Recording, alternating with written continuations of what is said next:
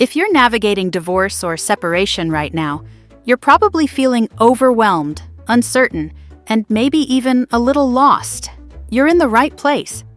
This is the Soft Landing Divorce Podcast, where we prove that even in the midst of ending a marriage, you can move forward with dignity, clarity, and yes, peace. Today, Ken and Sarah are tackling one of the toughest challenges couples face: how to navigate divorce talks without sparking war, even when trust is completely shattered. It might seem impossible when you can barely be in the same room, but what you'll discover today will open your eyes to things unseen by most. Here's what makes us different. We're sharing solutions and strategies that the divorce industrial complex never talks about. The approaches that can save you time, money, and emotional turmoil, but that traditional divorce professionals won't tell you exist. Whether you're just starting to consider separation or you're deep in the process, our goal is simple: to help you and your children land as softly as possible on the other side. So grab your coffee, get comfortable, and let's dive in as Ken and Sarah reveal what the industry doesn't want you to know.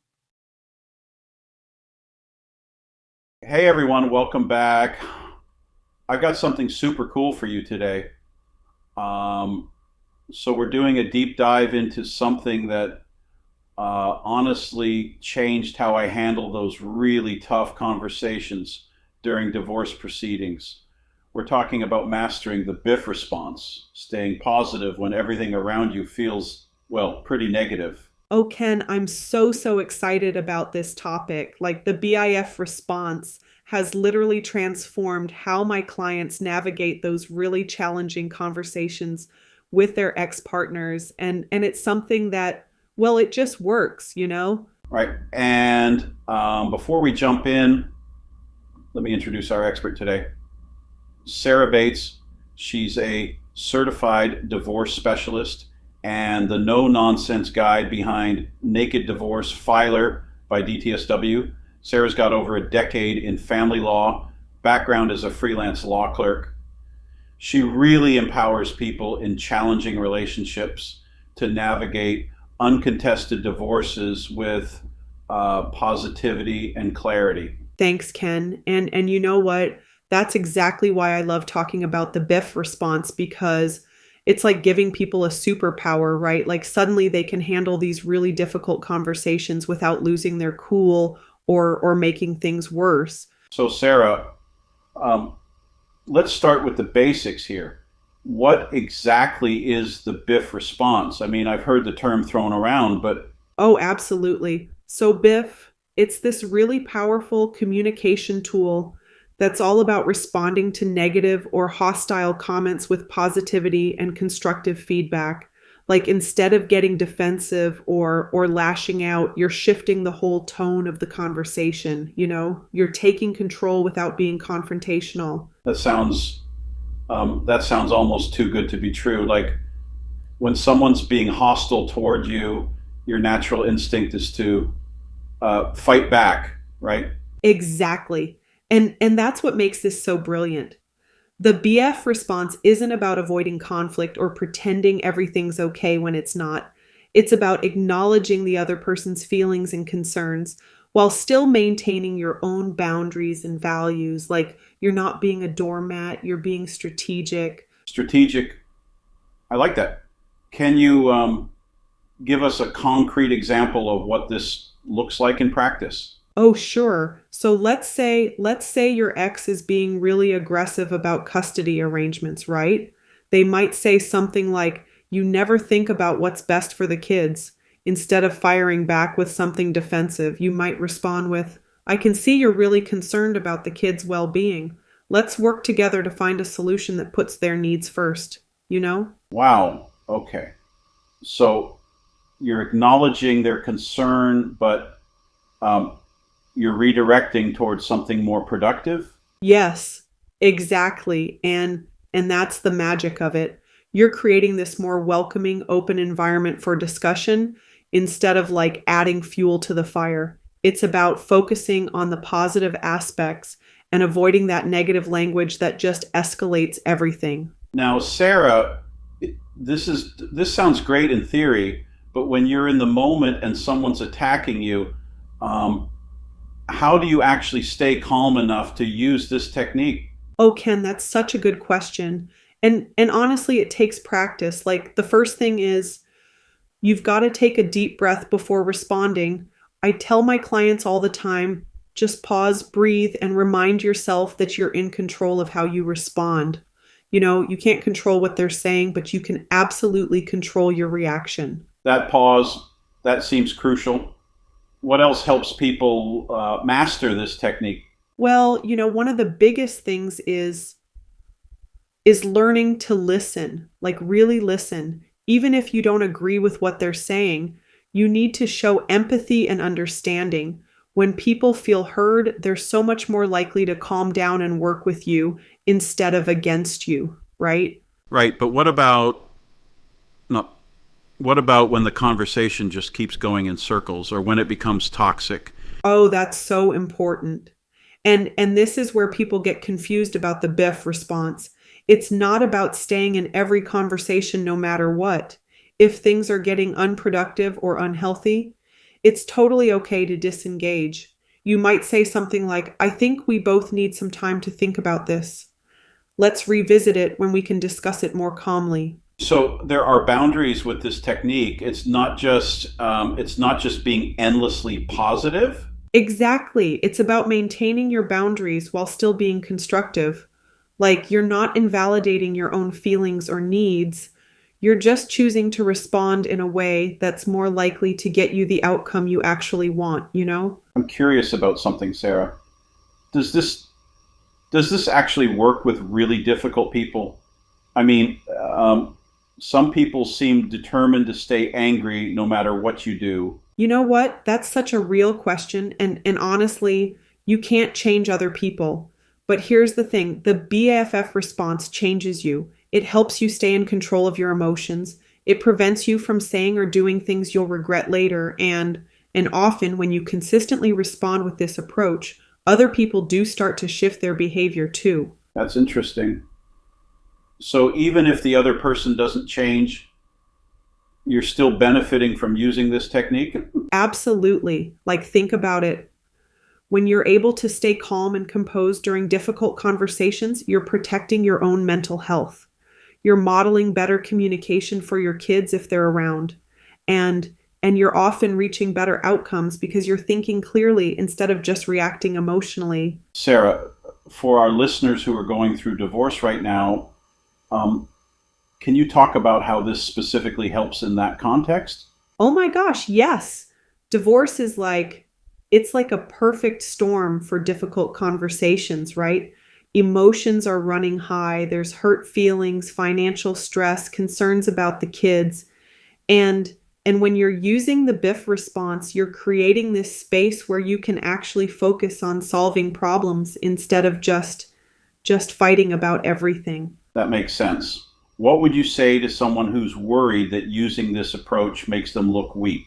Oh, Ken, that's so common. But honestly, there's nothing weak about choosing to respond strategically instead of emotionally. Like it actually takes incredible strength to stay calm when someone's pushing all your buttons. And the results speak for themselves. People who use the BF response consistently get better outcomes in their divorce proceedings. Better outcomes. Can you be more specific about that? Sure. So, they're more likely to reach agreements on custody and financial issues without going to court. Their kids see less conflict, which is huge for their emotional well-being. And they're able to establish a co-parenting relationship that actually works instead of being this constant source of stress and drama. Those are pretty compelling benefits. What about the practical side of this? How does someone actually implement the BIFF response? Oh, great question. So first thing, practice, practice, practice. Like you can't expect to master this technique in the heat of the moment if you've never practiced it before. I tell my clients to practice with smaller situations first, maybe with a difficult coworker or even when dealing with customer service issues. That's smart. Start small and work your way up. Exactly. And you also need to be really mindful of your tone and language. The way you speak has such a huge impact on how your message is received.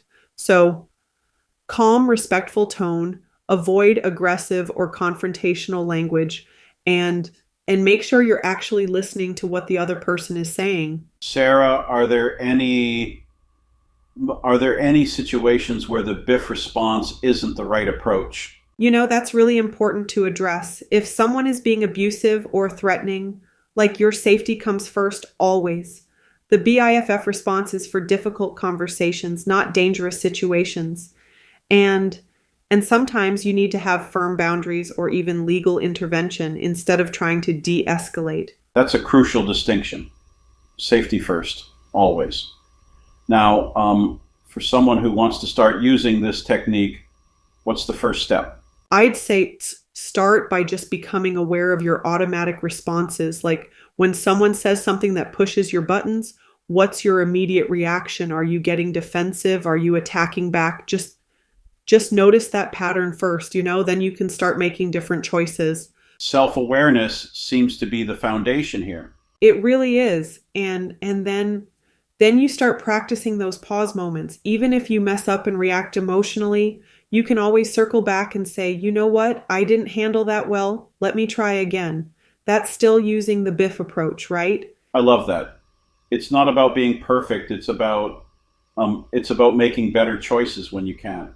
Exactly. And Ken, the beautiful thing about this technique is that it gets easier with practice. Like my clients tell me all the time that after a few weeks of really focusing on this, it starts to feel natural. They're not having to think so hard about it anymore. That's encouraging. What about when you're dealing with written communication like emails or text messages? Oh, that's actually easier in some ways because you have time to think before you respond, right? Like you can write your initial reaction and then delete it and write something more constructive.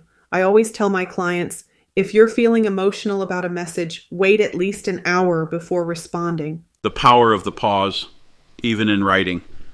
That's really practical advice. And you know what else? With written communication, you can actually use the BIFF response as a template. Like acknowledge what they're saying, find some common ground, and then redirect toward a solution. It's almost like having a formula that works. Sarah, we've talked a lot about how this helps in the moment. Are there longer term benefits to consistently using this approach? Oh, absolutely. Like over time, you're building better communication skills overall. You're becoming someone who can handle conflict with grace and confidence. And that affects every relationship in your life, like not just the difficult ones during divorce. So it's almost like building a muscle? Yes, that's such a great way to put it. And the stronger that muscle gets, the more confident you feel in challenging situations. Like you stop dreading those difficult conversations because you know you have the tools to handle them effectively. That confidence, that seems like it would make such a difference during something as challenging as divorce. It really does, Ken. And you know what? Your kids notice too. When they see you handling conflict in a calm, constructive way, you're teaching them valuable life skills just by modeling this behavior. It's like giving them a gift they'll use for the rest of their lives. That's beautiful. So you're not just improving your current situation, you're